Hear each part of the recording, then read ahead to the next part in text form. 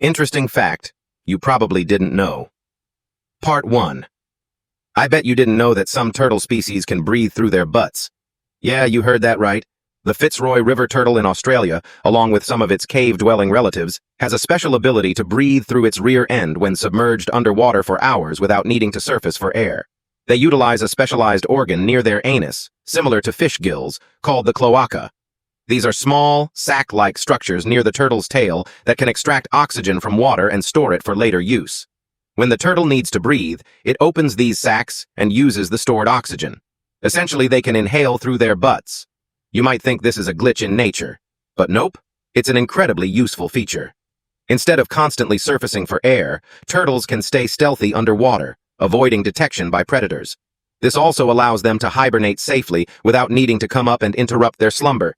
If humans had this ability, swimming would definitely be a very different experience. But don't try it. The consequences might not be as pretty as you'd imagine. O is worse than whom?